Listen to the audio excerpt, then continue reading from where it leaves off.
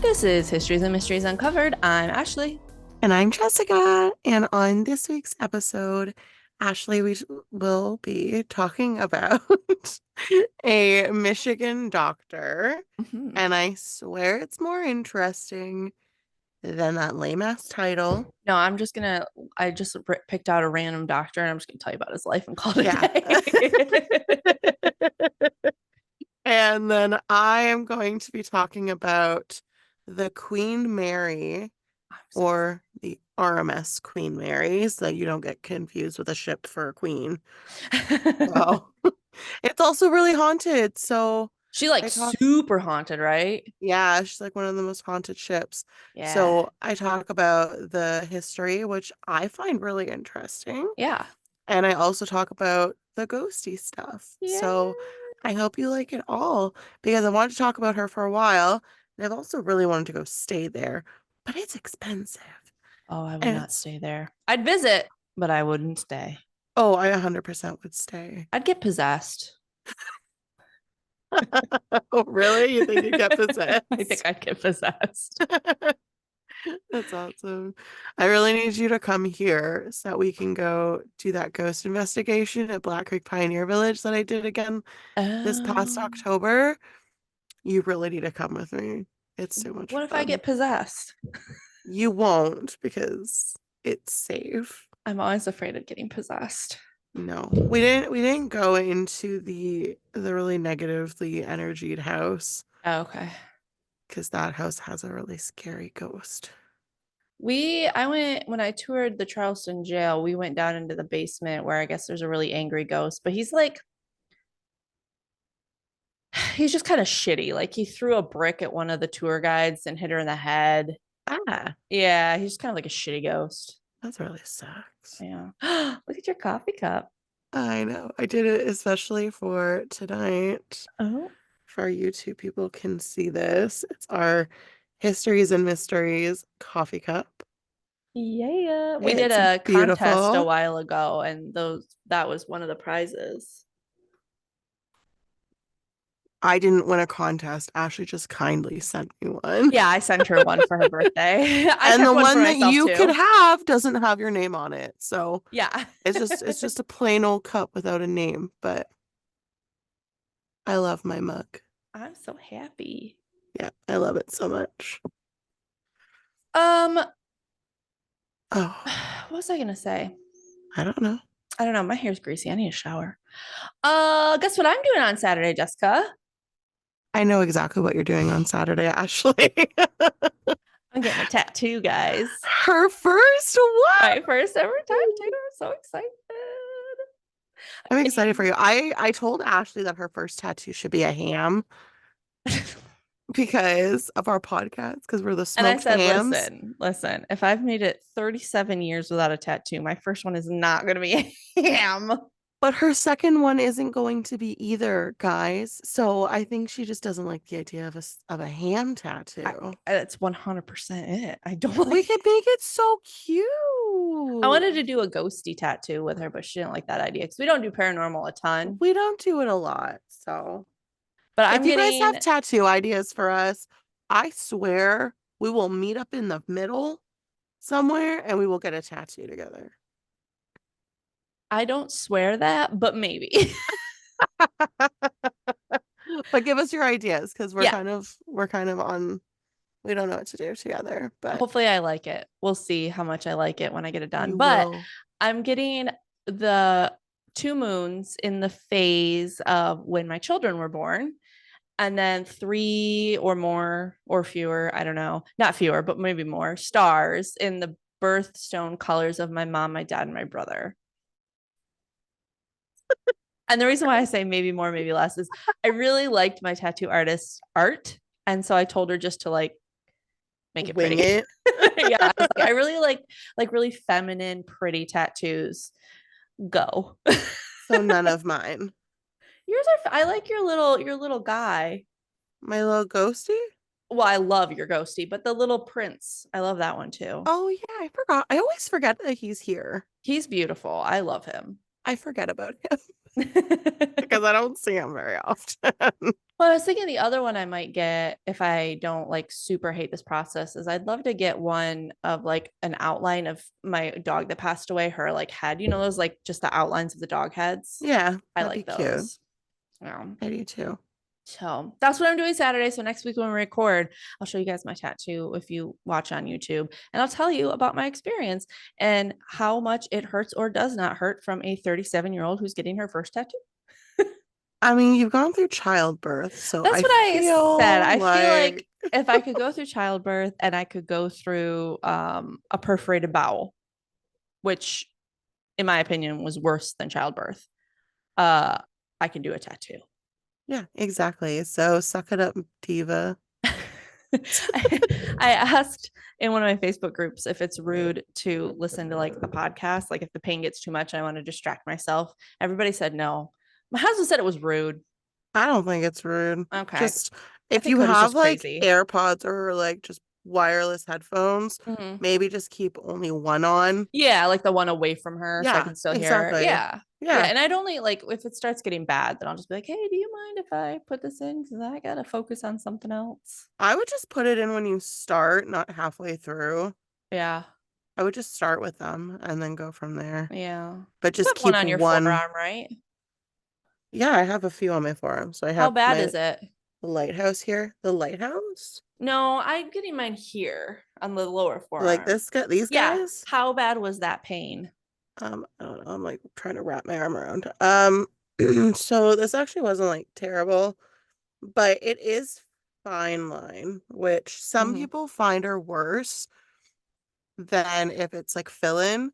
But I Okay. found that when I had my eye of Ra filled in here, Hmm. that it was awful and I bled a lot. It was right on my wrist, right? Oh, So okay. I bled a lot. The skin's really thin there. Um, but to me, my worst one was my leg Okay.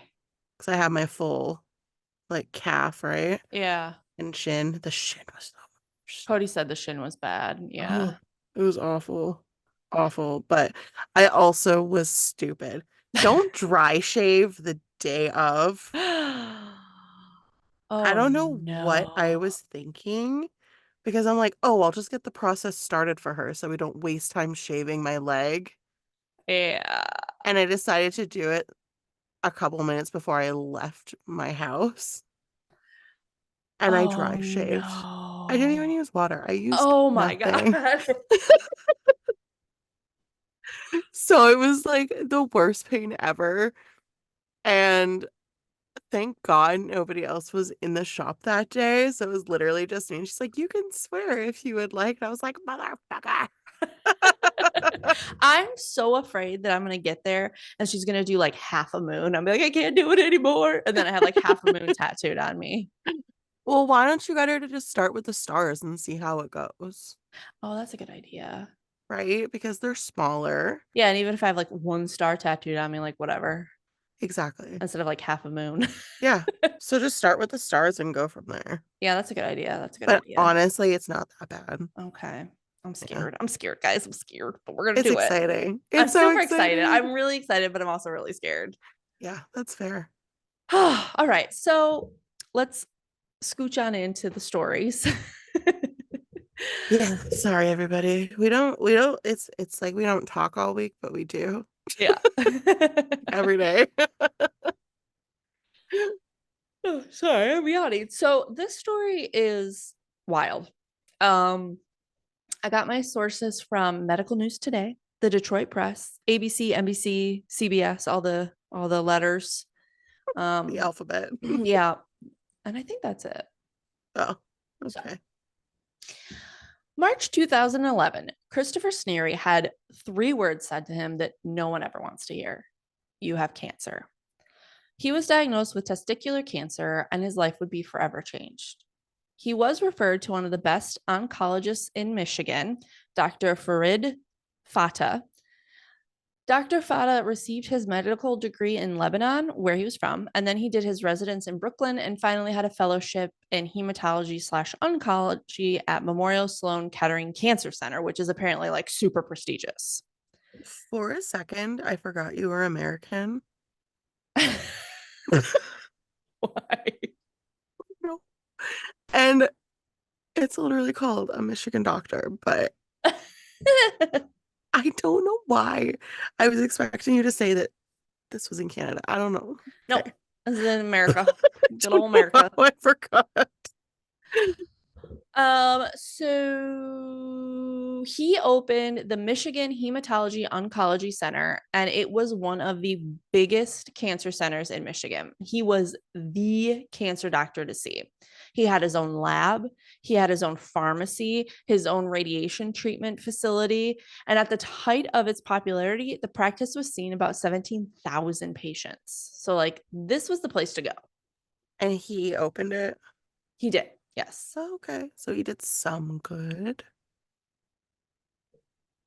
Yeah. So, False agenda?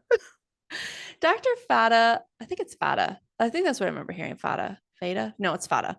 Was known for his aggressive approach to treatment, and he gave higher doses of chemotherapy at a more frequent rate than other doctors in the area. He called his Ew. protocol the European protocol. Oh, So he got like the hard cases, right? Like like normal, Dr. House. yeah, Dr. House, but like not as cool because it's all cancer. Not saying that illnesses are cool, but like House's cases were interesting. Not saying the cancer's okay. I'm gonna stop. I don't know where I'm going with this. So, knowing all of this, Chris was excited to be seen by Dr. Fata. He had hoped that he could beat his cancer diagnosis and live a long, healthy life. And just as his reputation had stated, Dr. Fata treated his cancer aggressively. So, for comparison, chemotherapy is done in cycles. It's generally 4 to 8 cycles. So, for a 4 week cycle, you would have chemo on the first, second, and third days, and then nothing more until the 29th day. And on average, it lasts between 3 to 6 months. So, after that, I think they start looking at other options, or you rest for a while and then maybe start chemo up in a little bit. Okay.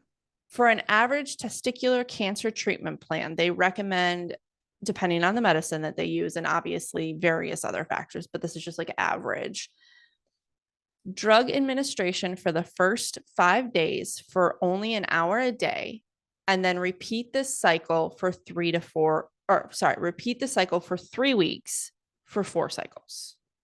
So day 1 through 5, and then nothing for another 2 weeks, and then day 1 through 5, and then nothing, and then you do that 4 times. So Chris was in Dr. Fata's care for a little over 2 years, and he received 40 full days of chemotherapy, 14 days of hydration, 3 iron transfusions, 3 blood transfusions, 24 different steroid injections, and 37 radiation treatments to his testicles, abdomen, chest, and neck. Holy shit. Yeah. But he trusted the doctor. I mean, after all, he was the cancer doctor to see in the area, and he owned the whole dang place. Then one day, to Chris's horror, in 2013, he saw his doctor on the TV, and he was Oh like, no. what the heck? And Dr. Fata had been arrested for misdiagnosis of cancer and Medicare fraud. Oh no, he's that guy. Yeah. But I don't know about who that guy is, but I meant like, you know. like that asshole. Yeah. Yeah. Yeah. But Chris was in denial. Like, certainly this hadn't happened to him. I mean, he did have cancer. Another doctor diagnosed him with cancer. Um, so Dr. Fata couldn't have misdiagnosed him because he wasn't the one that diagnosed him from the start. But he obviously had to find a new cancer team. And when he did, they were horrified. After 2 weeks of reading through 3,400 pages of medical records, they found that this pretty easily treated cancer was grossly overtreated. In fact, they were amazed that he had even survived the treatment. Shit, eh? Yeah. Aside from the psychological damage that was done, I mean, can you imagine ever trusting a doctor again? He had some pretty severe physical damage. Among the many issues he now lives with, he said, my kidneys almost failed due to the poisoning and subsequent overdose of specific chemotherapy drugs. My bladder has been compromised due to the improper sequence and administration of protective drugs before certain chemotherapy drugs were given. My liver function has been compromised due to numerous medically unnecessary iron infusion and the 7,000 plus oral medications. My heart has sustained unnecessary abuse and wear due to going into atrial fibrillation condition due to the overdosing of chemo. This is crazy. This condition required me to have 3 cardioversions within 24-hour period in the hope of surviving, which I'll talk about that in a second. His ears ring all of the time, and he has hearing loss due to nerve damage. He twitches at night, and he even had to have a testicle removed that was found not necessary to do, and it caused him erectile dysfunction. Wow. His immune system and nervous system are completely compromised, and his hands and feet have severe chemo-induced neuropathy. And apparently, neuropathy in hands and feet, it should be one of the first signs that a person with cancer is receiving too much chemo. And Chris had told Dr. Fata about it, but the doctor told him to just move his fingers and toes for some exercise and it'll go away. Oh my goodness, buddy. He said, my hands and feet play a major role in my job function as I am a tool and die maker. He owned his own business. And he said, it made my job unbearable most days as I need to stand on my feet all day. Over 4 years later, my hands and feet have seen very little improvement. I'm told my chances have run out that the neuropathy will ever get better at this point. He also has residual tumors, and instead of surgically removing them, Dr. Fata continued to overtreat, so much so that these tumors are scarred. So there's basically no treatment for them other than surgically removing them. Wow. And were there this Dr. Fata, Mm-hmm. was he doing stuff at the other places he was working before he opened this? I don't think so. And I'm going to get into him a little bit more, but in this place, he had his own lab and his own um basically his own like empire. So in the other places there were people more watching over him, especially when he was like an intern. And then you have the resident, but the resident still has, the chief of medicine or whatever Yeah, you work with. And then you do a different laboratory and there's, lab techs that look at things. And so I think it would have been more impossible for him to lie the way he did. But that's in this, fair. he owned it. So there was no one really looking over him. He owned his own lab, so he could like fake the lab results and no one would be the wiser. So these tumors are just chilling.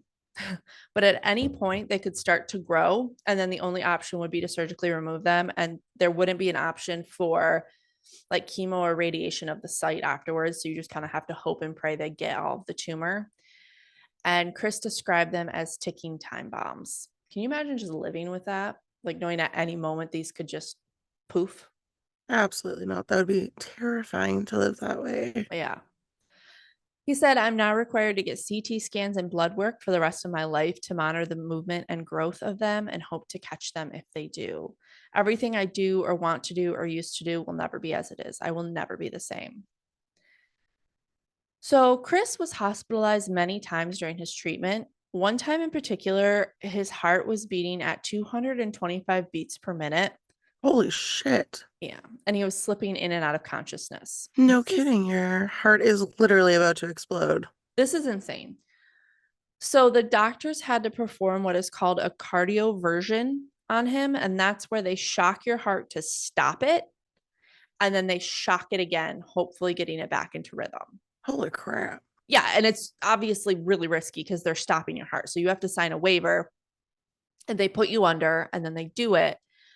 But they put Chris under and the first cardioversion didn't work. And so they had to do it again. But at this point, his anesthesia wore off and they didn't have time to put him back under. Oh, fuck. So it was a desperate situation. He said, if not done, I would die. And if they did, I could die. He said, the pain of getting electrocuted to death and waking up from it is nothing I would wish on anyone to ever experience. I had asked Dr. Fata on his rounds that night if I would have to endure all of this again. I still had 3 more rounds of chemo that could possibly put me at risk for these painful procedures again. His reply, as he put his hand on my shoulder and knowing he was overdosing me, said, "You can handle this, Chris. You're a tough guy," which is just awful. Aside from all of the physical issues, he is financially ruined. He estimates that his insurance company was billed for over $400,000 in procedures, most of it unnecessary, but we don't care about insurance companies because they're evil. He, however, had to spend thousands on deductibles and copays and missed so much work. He estimated that he missed out on 6,000 man hours, and he owns his own business. So, like, that's a big deal. He's losing out on his own revenue. He said, "With the condition I'm in now, I would be very hard pressed to find employment elsewhere in this trade. I need to continue working at my business or I could possibly lose everything. If I lose my business and my health insurance, who is to pay for the continuous care I still require and any possible and most likely relapse cancer care? He has financially destroyed any chance of me being able to retire with any financial security." I was gonna say that earlier. Like, you guys, just one little trip to the hospital could Mm-hmm. cost thousands of dollars. Mm-hmm. And he's hospitalized for days. Yeah. I can't. Like, I understand our healthcare system fucking sucks, but it's free. So, like, Mm-hmm. you get what you pay for. Yeah, But that's just insane. It should never cost that much I know. to save a person's life. I know. It's crazy. So that was Chris. Then there's Robert Sobere. Back in 2010, Robert had to have some hardware placed in his back by his neurosurgeon, but they had to take it out 2 months later because it was super painful for him. And his doctor's like, "Wow, I'm not sure why that's painful. Let's get a full body CAT scan." And they found that Robert was missing some bone in his back. So his doctor referred him to Dr. Farid Fata. Oh no. Dr. Fata looked at his CAT scan and said he wanted to do a bone marrow biopsy. And then he said it was weird. Robert said it was weird because he just did it right there in the doctor's office room. What? Yeah, just did it right there. And the results came back, and he was like, "Yeah, that's weird. I need to do another one." Just did it right there again in the doctor's office. And about a month later, Dr. Fata told Robert that he had multiple myeloma or bone cancer, which is a super rare form of cancer. So right away, they started fighting his cancer. Robert went through months of chemotherapy and 3 weeks of radiation. The extreme doses of chemotherapy caused his teeth to fall out and his jaw to change shape. One tooth fell out, roots and all, leaving a hole in his jaw that went into his left sinus cavity. Holy crap, that's not okay. Yeah. He After seeing the doctor brought up on charges, Robert saw another team of doctors and they looked through all of his records, including the CAT scan and the marrow biopsy that Dr. Fata performed, and they were shocked. They sat Robert down and told him that he never had cancer to begin with. Thought that was where you were going with that. Yeah. So after all of this, he went to several dentists, but because of the chemotherapy medicine that he had been on, the dentist wouldn't touch it. They're like, "You need to go to a specialist. Like, we can't do this." So he went to the U of M dentist, University of Michigan, their dental school, and they were able to fix the hole and like pull some of his teeth because some of his teeth they just like broke off at the gums. So he still had like teeth in his jaw. So they had to remove those. The whole, I guess the way they did it, and I didn't understand this 100% because I'm not a dentist. Um, they like took a flap of his cheek and like kind of Yeah. put it over. So now because of the way they did that, he can't get dentures. So he's no longer a candidate for Uh, dentures. So he just is stuck well, without that teeth. sucks. Yeah. And obviously the various other issues that come with high doses of chemo. And he actually, poor guy, he has a GoFundMe page, and we'll link to that in our notes in case you want to donate to him. He's trying to get some money together to help get him teeth. He basically said he just misses being able to eat. Like he just want like a salad. He said, I just want a salad. Yeah. He can't eat that Imagine right having now. to eat soup all the time. That's what he said. Like if he wants a steak, he has to put it in a blender. And he's like, I'm not doing that. That's disgusting. That is disgusting. Yeah. So he just doesn't eat that food, which is awful. I love food. It's Me awful. too. Another patient of Dr. Fada's, Liz Lupo, whose mother was seen by the doctor, said that her mother died an agonizing death from lung cancer and that she was too trusting. She said she wanted to believe in Dr. Fata because he was the only one giving her hope at the time. She said, the doctors would send me down the hall in the waiting room, which would be past the ICU doors. They put me in the waiting room so that I wouldn't hear her screams, and you could still hear it loud and clear. She was just in agony, in pain from the treatments he was giving her. And she did pass.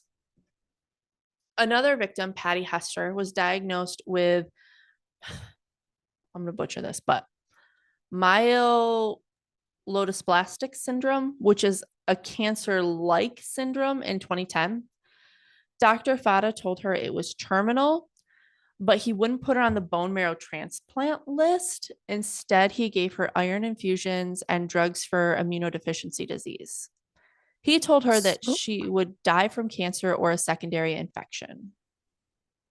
so do you ever get into why he did this? Mm-hmm. Okay, was he just inept or did he have pleasure? It's money. Oh, Yeah. okay. Yeah, there it is. Yep. Patty did not have MDS. She was fine. She now deals with high blood pressure and hair loss, and it took an emotional toll on the family. She thought she was going to die. Her family thought she was terminal and she didn't have long to live. Her husband said that they took a rush trip to Disney World to try and make some lasting family memories. And he watched as she gave away her belongings and keepsakes for people to remember her by. Oh my God. I know. I Yeah. mean, hey, they still got to go to Disney as a family. That's pretty Yeah. cool. Yeah. He obviously became very depressed and took up smoking and drinking. All in all, federal investigators believe that Fata tricked 553 people into unnecessary chemotherapy. They found out that he was also taking kickbacks from 2 hospices in the area. If patients said that they were going to get a second opinion, he would discourage them. And when they said their chemotherapy treatments were painful or asked like about them, he would belittle them. And there was no prior notice of this wrongdoing. Wait, that sentence doesn't make sense. I think I think like have you ever had it where you're typing and then like your cursor moves and then you continue typing? Yeah, I think that's what all happened the here. time. I did that 3 times to a patient today. 3 times because we have a little texting system. And I kept going to type into Google something Uh-huh. and my cursor moved.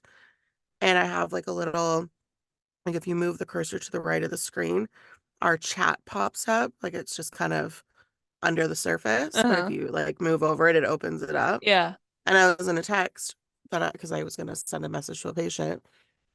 But every time I literally went to go type in something, and then my cursor moved and I would hit enter and then it would send it as a text Damn without me realizing it. it. So she's gonna be like, what the actual fuck? Because it was literally just like capital letters, CDHO.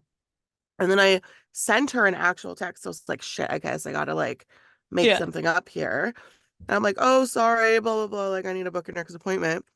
And then I fucking do it again. I didn't even bother apologizing at that point. I was like, oh my God. She'll just think it's a system error, hopefully. I hope so. And so I like turned off the whole like scroll over and pop up thing because I'm like, I can't do this anymore. Oh my But gosh. She's Yeah, probably so like, what that the hell happened. is going on with this dentist office? Literally. So, yeah, I know that all too well, where you're just typing and then your cursor Yep. moves. I think that's what happened here. Yeah. So when the sentence was supposed to start, a nurse by the name of Angela Swantek was interviewing for a job with Dr. Fata in 2010. And when she was kind of looking around and they were showing her around, she was alarmed by how the chemo drugs were being given. She said she questioned a few of the medications being given, but when asking other nurses, the reply was, well, that's how we give it here. She obviously didn't take the job and filed a complaint with um, state regulators.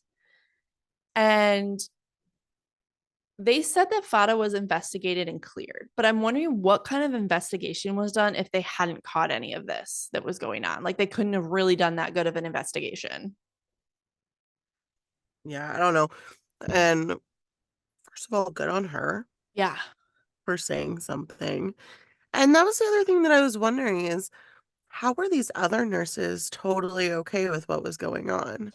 Well, and I'm wondering if they didn't know. So, like, I don't know. They don't really ever talk about his other employee. They do have to talk about his wife, but they don't talk about his other employees. And I'm wondering if maybe one, he made sure to hire newer nurses. So maybe they didn't know the ins and outs of the medication he was prescribing. Hmm. Like, when you get a seasoned nurse, they generally know like what a certain dosage of medicine should be. Well, But maybe like a new absolutely, yeah. one doesn't necessarily know as well. And they're not going to question the owner of the whole place. Yeah. So that's kind of what I'm thinking probably happened. But in 2013, George Karadesh, who was an office manager at the practice, heard that there was an oncologist quitting, and he went to ask the doctor, like, why? And this doctor explained that Dr. Fata was actually administering chemotherapy to patients without need. He was also explaining that patients who were on hospice were taking off hospice and put on chemotherapy, like put back on chemotherapy. He also pointed out that patients who were receiving chemotherapy without disease were receiving it to the very last day of life. So at that point, I discovered that there may be some issues there. So he started talking to other doctors and comparing Dr. Fada's treatment with other doctors' treatment. And he was like, whoa, that's not normal. So he immediately went to the US Department of Justice. And on August 6th, 2013, FBI agents stormed the Crinton Cancer Center and arrested Fada. Fada was charged with healthcare fraud, conspiracy to take and receive kickbacks, money laundering, and unlawful naturalization. So because he was from Lebanon and they Damn. said that he lied on his application because he was engaging in fraud, that that's why they put that charge there. He was Wow. facing 75 years in prison and possibly having his naturalization revoked, which means if he ever did get out of prison, he'd be shipped back to Lebanon. Holy shit. Good. Yeah. So he, like I said, he did this for money. So he could charge a lot. He could charge a lot of the insurances for these procedures that he would then keep. He was getting the kickback from hospice care. So, if he was charging, or like someone in his practice was dying because of his chemo, he would get a kickback for putting them in these certain hospice care places. And he made a shit ton of money off of this. We're talking like, I think, millions to billions of dollars. And they think that his wife was involved because as soon as he was arrested, she fled to Lebanon. Oh, wow. Yeah. And then they ended up Wow. getting divorced. She probably wanted all that money. Mm-hmm. The good life, right? Yeah. On September 14th, 2014, Fada pleaded guilty and was sentenced to 45 years. Wah, wah, Honestly, wah. it's more than I thought. Okay. Figured they'd probably give him like 15 to 20. Mm. Okay. I don't know why, just a random number. Yeah. But yeah, that's still kind of shitty. Especially because he was looking down the barrel of 175. Yeah, and you mess with people's lives. I mean, you basically tortured people. Yeah, mentally, physically, Yeah. emotionally, financially. And I don't understand. One of the things I didn't get was that none of his charges had anything to do with what he did to people. Like, I feel like they could have come up with some kind of torture charge. Like, he literally tortured people. Well, I think the whole fraud thing is to do with the patients. Like he frauded Yeah. them of different things, right? So Yeah. And the insurance companies, which I think is, exactly. So a lot of it, as much as it's not personally, it's not like a personal charge. Those charges are directed towards the people that he hurt. yeah. I thought there would be something like attempted murder or something, along that vein. But this was Yeah, all like money type charges. yeah. I don't know. I don't understand the law half the time. Same. Like it makes no fucking sense. Why are you going to have these outrageous up to 175 years if you're never going to follow through with it? Yeah. Yeah. So Fada will be eligible for release December 11th, 2051, when he's 86 years old. He said to the victims at trial, like at his sentencing, the quest for power is self destructive. They came to me seeking compassion and care. I failed. Yes, I failed. Like, you don't have any remorse. Don't lie. Like, this was not a crime of passion. This No, was dude, this not was intentional. like you saw these people in pain and you were just like, man, you'll deal with it. It's fine. It's the what, Like, like Munchausen's by proxy? yeah, yeah. Ugh. Especially with the people that didn't even have cancer. I know. I know. Well, That's this asshole isn't wild. done. In May of 2018, he tried to get his guilty plea tossed out, saying that he received poor legal advice.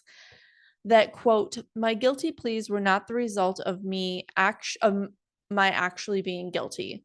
From day one to present, I have steadfastly maintained my innocence. He said that he didn't understand the consequences of his admission of guilt and that he had believed that he would receive as much as 50% less jail time for providing federal officials with information about what he said was other healthcare fraud and national security issues. Federal agents said, nah, we good, Holmes. And I was gonna his say, fuck you. yeah. And his lawyers were also like, no. We not only advised him on exactly what would happen, but we in fact told him not to do it. In fact, his first lawyer, Christopher Androff, has testified that he tried to defend his client, but the evidence against him was overwhelming. He also said that Fata said a few times that he was guilty in their private consultation and that he had told him that he should only plead guilty if it's for a prison term of 20 to 30 years. Prosecution also entered into evidence that Fata had submitted a court filing with forged signatures of his two lawyers back in 2015. Oh my God, buddy, give it up. I know. His lawyer also said that a study that Fata cited saying like, oh, this study supports my treatment plans likely never occurred. And in fact, the information that Fata submitted as the hospital study seemed to have been typed out on the same type of typewriters that they have in prisons. Needless to say, his plea was denied and he is still in jail as we speak. Dude, give it up. I know. I know. Dumbass. Yeah, so this was in my home state. Pretty crazy. And I hadn't heard of this before. It was in the news recently. I'm not sure why. My dad was telling me about it and I was like, "Oh, I have to look into this." But Yeah, yeah, he did this to over 553 people. that's outrageous. I know. Like, how do people like that get into the medical profession? I know. I know. Like, you And you get into that to help people, not rip them off and hurt them more. yeah. And one of his victims basically said, like, I don't know that I'll ever be able to forgive him for what he did to me and my family. Like, I No. hope you rot in prison. Yeah, Yeah. I agree. Yeah. Also, can we take a moment Hmm. talking about what's been in the news? Uh, yeah, we should. Yeah, the stuff that you told me yesterday because we don't get it. I know Kyle knew of one of them, Hmm. but not the other one. Yeah, I guess there was a third one too. Oh, Yeah. So for our Canadian listeners, I'm sure our American listeners have heard, we had a few shootings yesterday. One was the I mean, they're all awful, but the one that had the most casualties was at the Kansas City Super Bowl parade. They won the Super Bowl, so they had a parade through Kansas City. And last I heard, they had two people in custody um, that had open fired. Well, I don't know if these two people open fired, but there was multiple gunmen and 20, I think at this point, 22 people are hospitalized. One lady died. They released her name today. She was a local DJ. And she was really a pillar of the community. She was the one who passed. The other 22 are in the hospital, nine of which were kids because it was a parade. You bring your kids to parades. And then there was a shooting in Atlanta at a school. In the school parking lot, someone opened fired and four students were shot. And then in DC, there was a shooting with one officer dead, two officers injured when they were arresting someone for animal cruelty. So I don't why? I don't even know what to say at this point. Um The thing that yeah. gets me the most is I've seen videos of people having to buy their children bulletproof backpacks. Oh, I'm 100% buying my kids bulletproof backpacks. Like no Yeah, question. like it's just crazy to me that that's even, A thing. yeah, They have to do shooter drills in elementary school, Jessica. Elementary school, they do shooter drills. yeah. I know that we did similar types of drills if somebody came into our school, so, Hmm. but Yeah. I don't, we didn't do it very often. Hmm. That's just, I, I don't know what to say because I don't know enough about them, but like, it's just terrible. It's awful, and it's one of the reasons why we seriously thought about homeschooling our children. Yeah, And I get that. it's terrifying to go anywhere in America, anywhere that people are having a good time. Like it could be your last day. Like even the malls are having shootings. It's just What? you can't go anywhere. I was shocked that nothing happened on New Year's Eve in Times Square. That's I was shocked that insane. nothing happened at the Super Bowl. Like it's Yeah, it's terrifying. Any big event where there's a ton of people, like you have to know how to get out of there. And it makes me nervous. It's something that's on my mind every time I go to an event. yeah, I couldn't. It's asinine, and it's asinine that we still haven't done anything about it, and it's asinine that people's lives are being put below the money that these politicians are making off the NRA. Yeah. And honestly, like, everybody said, "Oh, it's my right, it's in the Constitution." I don't give a fuck about your damn rights. If it puts my Mm, child's life at risk, I don't give a fuck about your rights to own a gun. yeah. And that's how I feel Yeah. about that. So our thoughts are with the families Yes. of everybody involved. It shouldn't happen. It shouldn't. It shouldn't happen.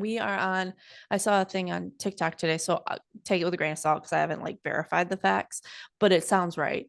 Is that we are on day 45 of the new year and we've had 48 shootings, Oh my. which I don't know if that's true. Actually, I'm going to Google that right now to see. But it's just it's a cliche now, and people laugh about, oh, thoughts and prayers, because that's the only thing that is ever done. Thoughts and prayers, thoughts and prayers.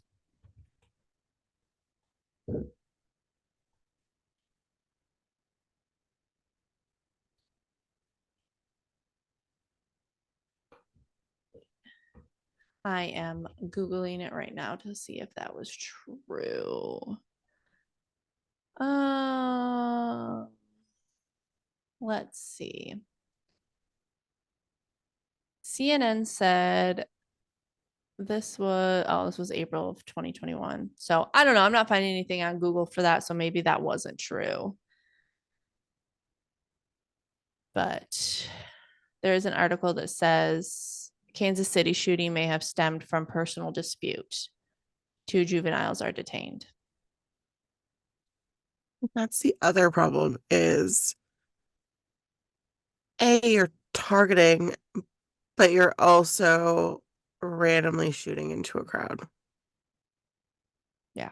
It says that one 43-year-old woman died, Oh my and the God. other 22 victims in range in age from 8 to 47, and half are younger than 16.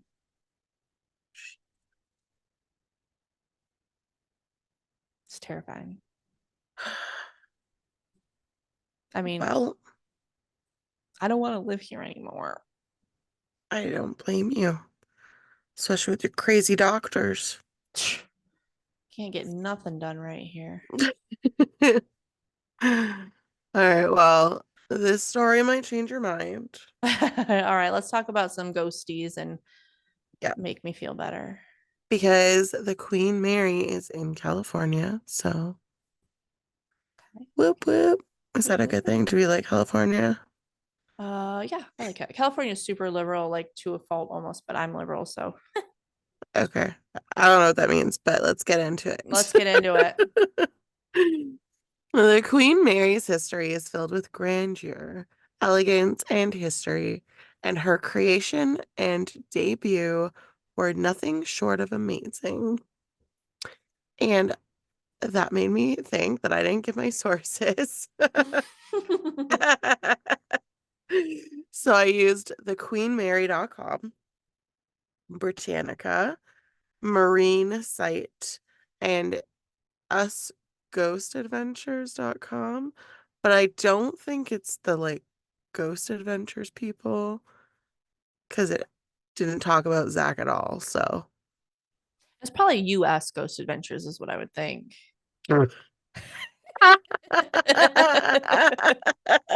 So that's probably different than like Ghost Adventures with Zach Baggins. I don't want to talk about I hope Kyle hears this one. Kyle, give her crap. it. He listens to us every week, and he was listening to us when I was in the car with him last week or a few days ago. I can't remember. And it was our last episode. So I'm crying in the episode and I'm crying in the car listening to the cave story again. Oh my God. Cody was, oh, excuse me. Cody was talking the other day. So Cody hates true crime. He is a sweet, gentle soul, and you wouldn't know it by just knowing him, but he's a sweet, gentle soul. And that stuff just really upsets him, like just disturbs him. He doesn't like it. It upsets him.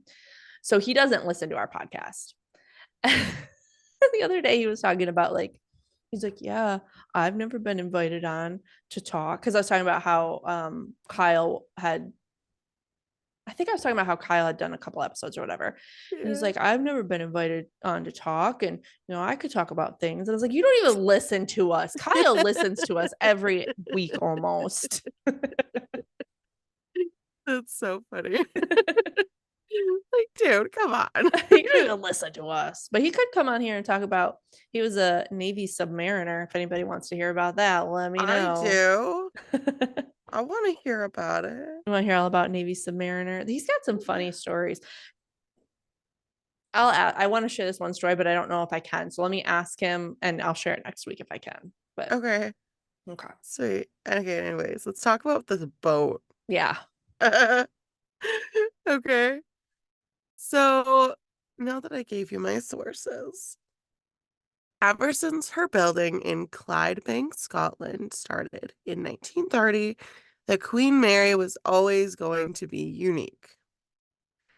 While facing financial difficulties during the Great Depression that caused the ship's construction to halt for a number of years, Cunard Line spared no expense in building the Queen Mary, which was formally referred to as Task Number 534.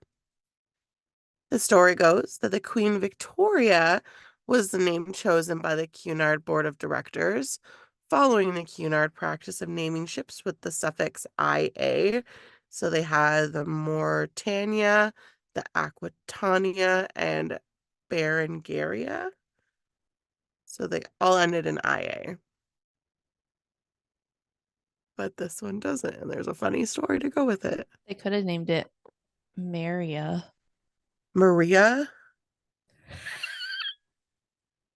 Why are we both so dumb today? I was just trying to put an IA at the end of Mary. So I was doing Maria, trying to make a stupid joke. But yes, that would indeed be Maria without a Y. So funny. This episode's a wreck. We're So such idiots. Oh God. it's It's been a long amazing. week, guys. It's been a long week. My kids have been freaking feral this week. I had a meeting today. Speaking of which, they were fine all morning. I had a meeting and they, both of them, lost their shit at the same time while I was in this meeting. And then afterwards, they just sat quietly and played. I was Oh like, my gosh. mother. I love my children, but sometimes they are feral. Yeah, absolutely. Anywho, sorry, continue. Queen Mary. So, in accordance with procedure, the story has it that the Cunard directors went to King George to request his approval of the planned name for the ship, stating, "We have decided to name our new ship after England's greatest queen, which is Queen Victoria, granddaughter of the king." So, he reportedly said to them, "My wife, Queen Mary, will be delighted that you are naming the ship after her." Oh no. Yep. Snap, snap, snap. The Queen Mary was the first ship from Britain to compete in the 1,000-foot class, measuring 1,019.5 feet or 311 meters, built with a gross tonnage, tonnage? I think tonnage, 'cause ton. I think tonnage. Yeah, Yeah. of 81,237 tons. And it could accommodate 2,038 passengers. Remember that. How big was it compared to the Titanic? Fuck am I supposed to know that? I don't know. Ugh. Okay. Woman, how long was the I meant it was like Titanic? how many passengers could the Titanic carry? Okay, well, the Titanic was 269 meters, and this was 311 meters.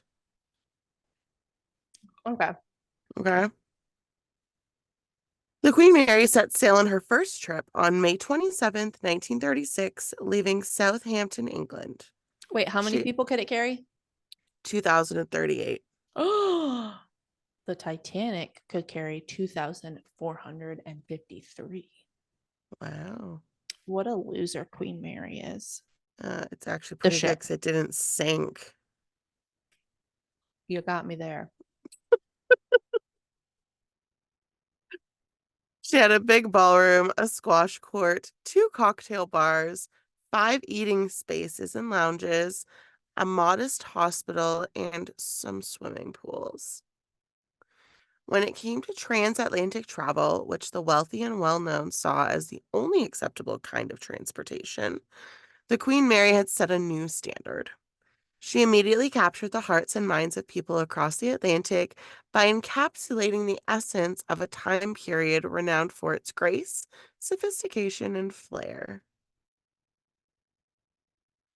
The Queen Mary was the world's most opulent ocean liner for 3 years following her inaugural voyage, transporting dignitaries like Winston Churchill, nobility like the Duke and Duchess of Windsor, and Hollywood stars like Bob Hope and Clark Gable.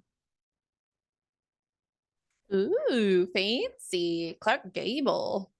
Who is he? He's a really famous actor. Oh, okay. She even broke a speed record at this period, which she kept for 14 years. Wow, that's impressive. Isn't that cool?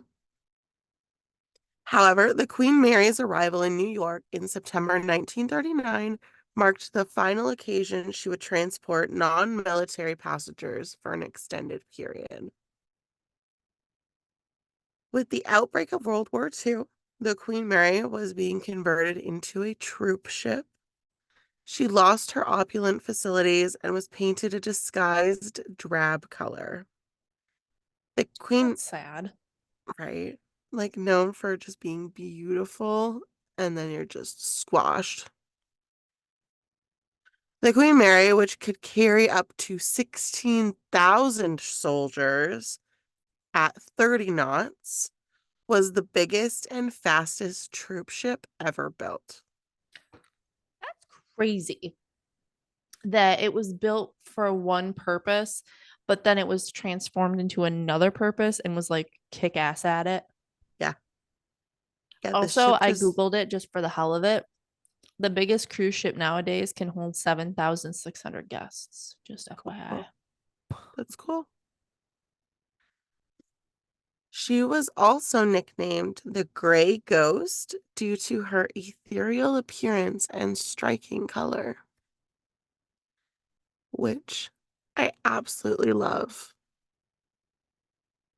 The ship and the escort ship, HMS Curacao, collided into a deadly disaster. Okay, I don't think it's Curacao, but I think it's Curacoa. But Oh, it's not like the liquor enhancing flavor. I don't think so because it's spelled Curacoa. So I think it's Curacoa. Oh, I'm looking So up the Queen Mary right now because I wanted I to see apologize. what she looked like, but they only have the like I can only see images of her now with like the black bottom and the white top. Anyways, so as I was saying, the Queen Mary and the HMS Curacoa collided in a deadly disaster in October 1942 close to Ireland. The cruiser sank as the Queen Mary, which was about 20 times bigger, tore through it. So basically, in an attempt to deter any missile assaults, the Curacoa. See, and here it's spelled as Curacao.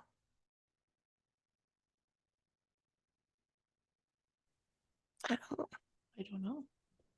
Anyways, we're gonna go to HMS Curacao because I wrote it two different ways. I hate it when that happens. But basically, it was zigzagging to try and avoid being hit in front of the Queen Mary. And so the 82,000-ton ship struck it by accident and split it in half. A few crew members died instantly, and then in the icy water, some people died from hypothermia or drowning. Oh, that's sad. So an estimated 329 men perished as a result, Oh my gosh. and the Queen Mary never stopped to save them because Oh. doing so would have jeopardized the safety of the thousands of soldiers on board. Wait, was And the other ship not American? Did I miss that? I don't know, it just said the HMS Curacoa, Oh. but I'm assuming it was the same team because they were trying to avoid missiles. Yeah, but then why would it be dangerous Because for them to stop? because I'm sure missiles are being thrown. So if you're going to stop in the Oh, middle of the yeah, okay. water Yeah, that makes sense. Okay. for hours to try and rescue people, like you're going to get hit, right? Yeah, that makes sense. And the Forgot about those fact, little old missiles. yeah. And the facts about what actually transpired here remained a secret until 3 years after the war had ended. That's crazy. So what did people think happened to the other ship? They must have assumed that it got hit by a missile Oh my gosh, that's and crazy. sank, right? So, Yeah. because it was a lot smaller than the Mary. Yeah. So, That's crazy. yeah. The Queen Mary underwent a 10-month retrofitting effort to restore her to her former splendor following the end of World War II. The Queen Mary began regular transatlantic passenger service on July 21st, 1947, and carried on with this service for over 20 years. The Queen Mary's era came to an end with the rise in popularity of air travel.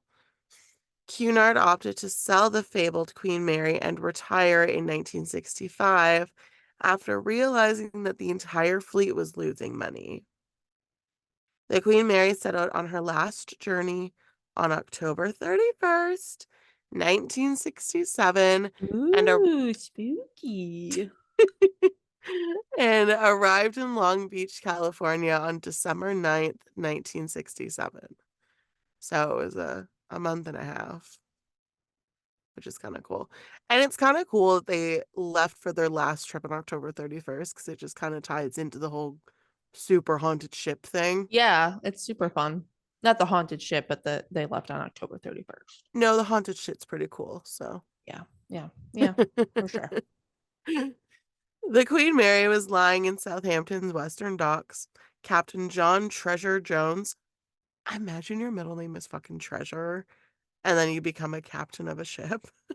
Dude, one of Cody's coworkers, last name is Sparkman, and he I works in love that. electricity. I love Isn't that. that awesome? That's so cool. So, this captain dude eagerly anticipated the day when he would set sail on his exquisite vessel from England for the final time. He knew that this would be the most difficult journey of his career because it would be his final one before he retired from the sea. The Royal Marine Band was available to provide music for the ship, much like it was during the maiden voyage in 1936. And I don't know why, when I was reading this and doing the research, I thought that was just the cutest thing ever. Yeah, that's But cute. I like it. it's really cute. Yeah, it is. And then I think of in Encanto when they're on that ship and the donkeys are playing the violins. I love that movie. I've watched it like 700 times.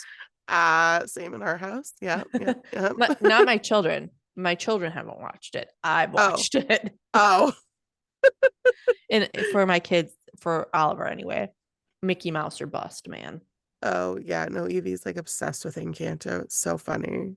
I wish Oliver would watch other Disney movies. He only wants Mickey Mouse. Or have you ever seen Vampirina? No, It's about this little vampire girl that moved to no, Pennsylvania. really. She's very cute. It's a very cute show. I thoroughly enjoy it. Oh, good. So, yeah, it's just super cute. The band's there to play like they did the first day. It's just adorable. Streamers were everywhere, and passengers were jam-packed onto the deck.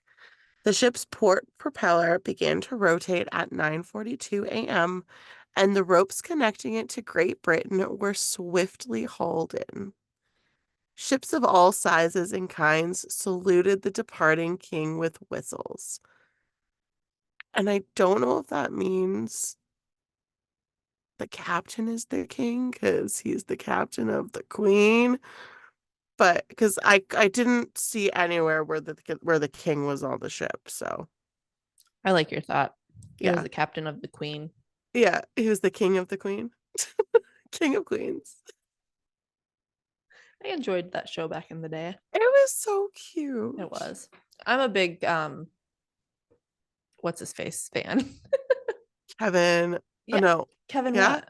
Yeah. Kevin what? It's not coming to me. I know it. Me to me either. And I see him in everything. I love him. He's funny and he seems really sweet. And Kevin James, there it Oh is. my God. Anywho, Anyways, he's funny. I love him. And I love Leah Remini too. I'm a big Patton Oswalt fan too. Yeah. To each of them, Captain Jones responded with 3 blasts from his powerful 1-ton Typhon sirens. It was an amazing farewell. This had to be the end of an era. Just so cute. It's just a little cruiser. It's just a cruiser ship. And they have this whole like ceremony. I think it's the most It's adorable thing cute. I love ever. that. That's really cute. So the document that I was reading, or the article I was reading, I don't know why I said document. Um, they explained each different port that they stopped in. I'll tell us the ports because I think it's cool. And then I didn't get into all the details because it was basically just like they stopped in this port. They were all really hot, so they got off the ship for like a little bit, got different items to, because they had warmer clothes on, I guess. And the ship was getting really hot because it was made of steel or whatever. So people were getting like really hot. So yeah. But Cool, anyways, cool, so cool, cool, cool. I don't know why I thought that was an interesting factoid, but anyways, in different ports they got off and like tried different things. It was really cool. It's what you do on a cruise. I don't know why they thought it was relevant, but anyways. They had ports in Lisbon, Portugal, Las Palmas, Rio de Janeiro, Cape Horn, which is in Chile, Valparaiso, which is also in Chile, Callao, Peru, Balboa, Panama, and Acapulco, Mexico. That sounds like a fun little cruise there. Sounds like an amazing fucking cruise. Yeah. So much fun. I'm so excited for all them. I don't know why I'm excited for people in the past, but It's gonna be a they'll, good time for them. yeah. From Acapulco, the voyage was uneventful, although the passengers were eager to return home, but they were also sad that their days of sailing the Queen Mary were coming to an end. To everyone's amazement and excitement, a brand new, sleek Douglas DC-9 flew low over the Queen on December 8th, the last day at sea, dropping hundreds of red, white, and blue carnations. How Oh my freaking gosh, cute! that's so cute. Yeah. This occurred off the coast of Baja California. Thus, on the ship's maiden journey, it was replicating what seasoned pilot Captain Eddie Rickenbacker had done in a DC-2 in 1936 when it neared New York. S- Just all of these different things that happened on the maiden voyage is now happening on the last voyage, and it's just the cutest thing ever. I don't know why, but it just made me really happy. Yeah, and this all seems very nice and happy, and I'm failing to see why it's so haunted yet. I'm gonna get Okay. So far, it. everything's peachy cute. Well, they did kill a whole ship of people at one point. Yeah, okay. Well, aside from that, On December 9th, 1967, the Queen Mary was peacefully sailing past San Diego in the crisp morning air. Despite the previous late night, the majority of her passengers were awake and moving around. Some had even partied through the night. Soon after sunrise, vessels of all sizes and forms emerged from each cove along the shore, traveling with the vessel. The armada became so big that it needed the Coast Guard to guide it. Even the cutting-edge nuclear-powered cruiser USS Long Beach was dispatched by the U.S. Navy to participate in the event. And so cute. it's adorable because an estimated 5,000 small vessels were waiting to welcome the Queen home when she approached Long Beach. Oh, love I that. know. I know. Like, you don't expect a ship like this to be praised so much. It's just adorable. The RMS Queen Mary would finally and gloriously enter Long Beach Harbor. Before midday, she was hurried to Pier E. Captain Jones.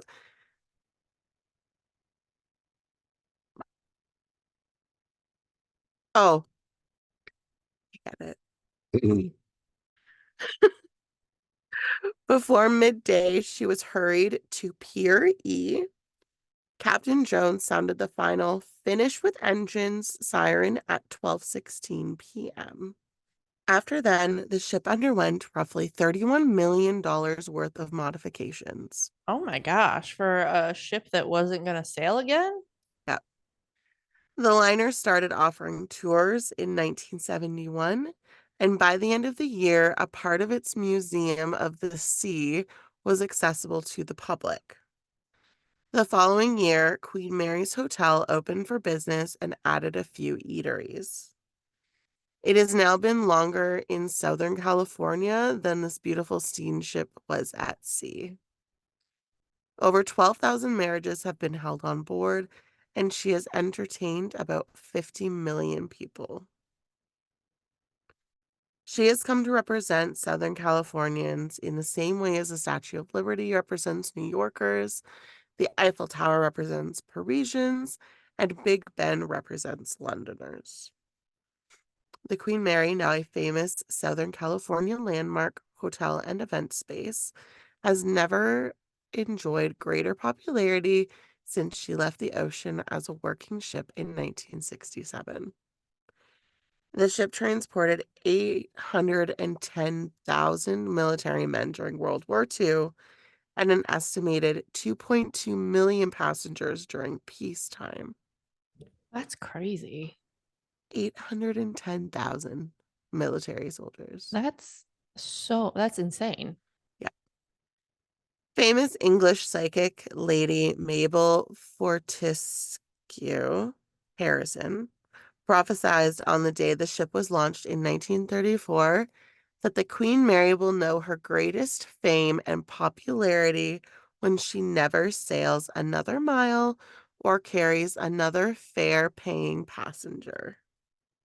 Oh. Uh-huh. And the Queen Mary suffered the loss of at least 47 lives while at sea. During an emergency drill, a door crushed John Petter, who was a young crew member. After consuming gin that turned out to be cleaning solvent, Oh my another God. individual passed away, and natural causes claimed the lives of many others. At least that's what was said. Before Before Queen Mary retired, however, hundreds more are supposed to have perished on, or at least at the hands of her. So, some shit went down on that ship. And I know some of the soldiers also died because of heat exhaust, like because of the heat, Oh, because they were all packed in and it was yeah. like steamy, right? Yeah. So it was like a can of tuna. Ew. But yeah, so I have ghosties now Okay. that we've gotten through the history. I'm I am surprised that there's not for as haunted as it is, for how well known of being haunted that it is. There's not more of like a tragic history to it. Like, I don't know, it just seems like for as haunted as it is, there should be some huge tragedy that happened, you know? Yeah, I don't know. Sometimes ghosts just get trapped, especially if their blood was on the ship. Could have soaked into the boards. My blood is in this office. I told you you're gonna haunt the shit out of that house. Oh no, I don't want to be stuck in West Virginia forever.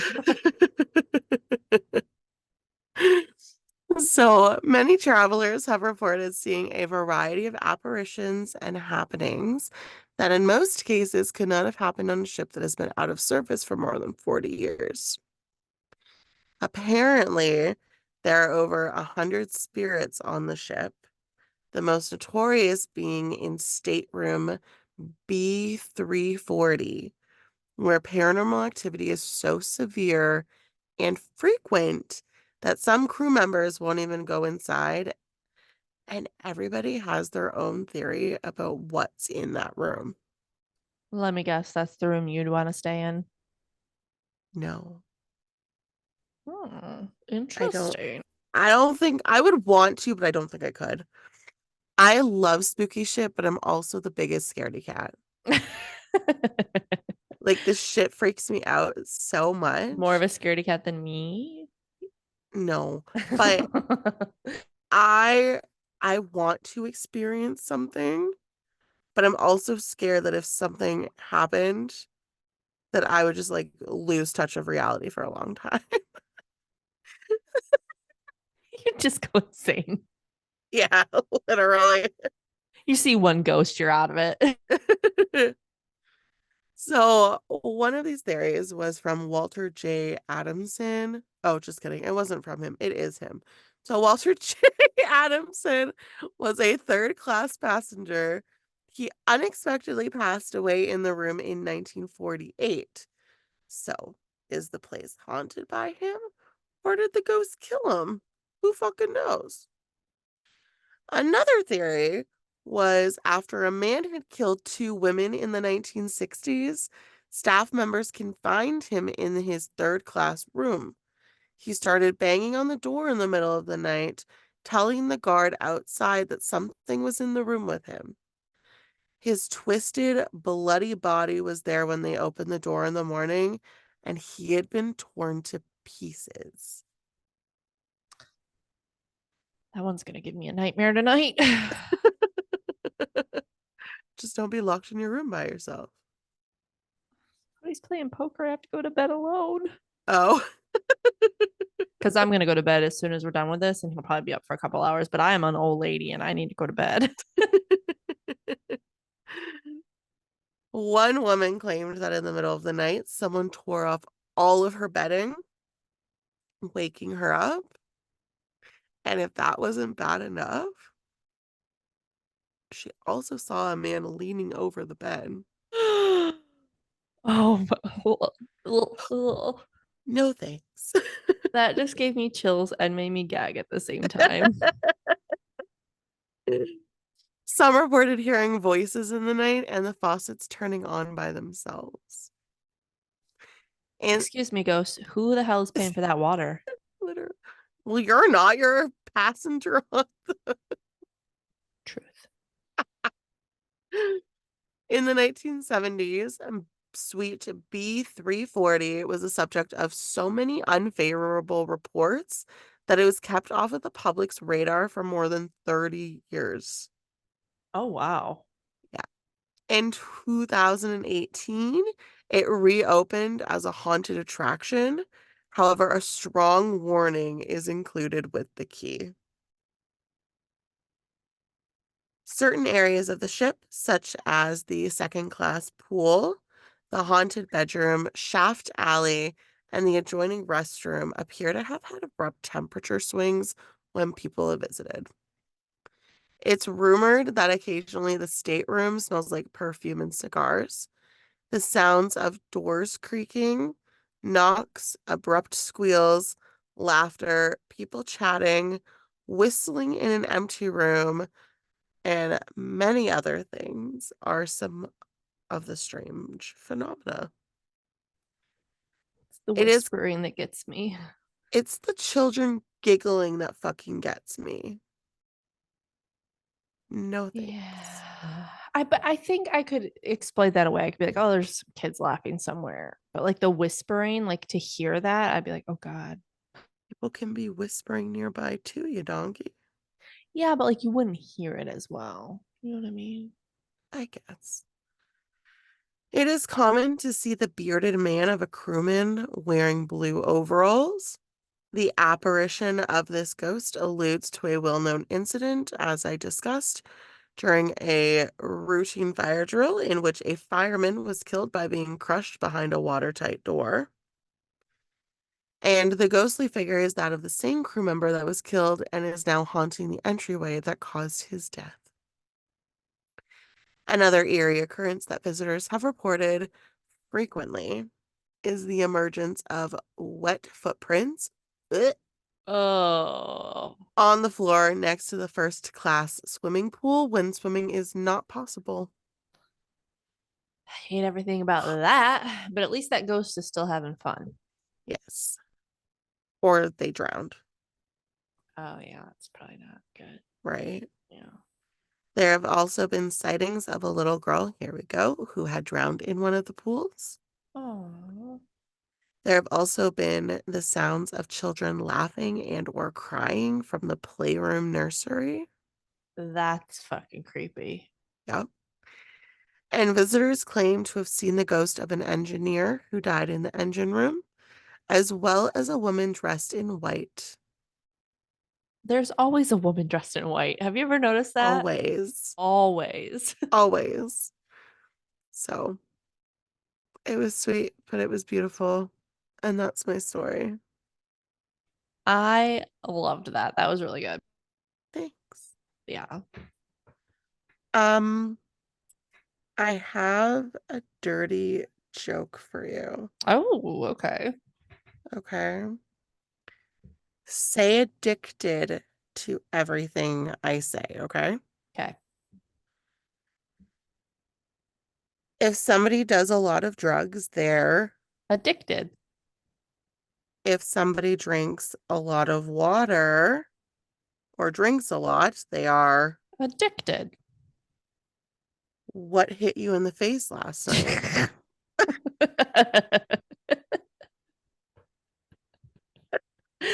That's a good one. I like that. Uh, I saw that on TikTok today. I was like, that's amazing. I like that one a lot. What is the most annoying pepper? I don't know. Jalapeno, because it gets jalapeno face. You gotta say it with like added, like gets jalapeno face. You gotta have the attitude. I'm not addicted to brake fluid. I can stop whenever I want. Stupid. This is amazing. Last night, I dreamt I was a muffler. I woke up exhausted. Oh, Kyle, like that one. Why do bees hum? I don't know why. Because they don't know the words. Poor bees.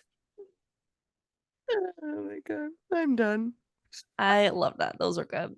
If you want Thanks. more of us lovely ladies, you can find us on TikTok, Facebook, Instagram, and YouTube. YouTube and Patreon. Join our Patreon. Patreon, $3, and it gets you an extra bonus monthly episode and a sticker. Yeah, boy.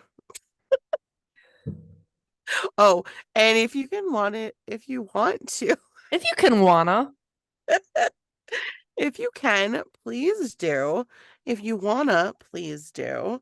Rate and review us on Spotify and Apple Podcast. Thanks for tuning in, and we look forward to bringing you 2 new stories next week. Bye. Bye.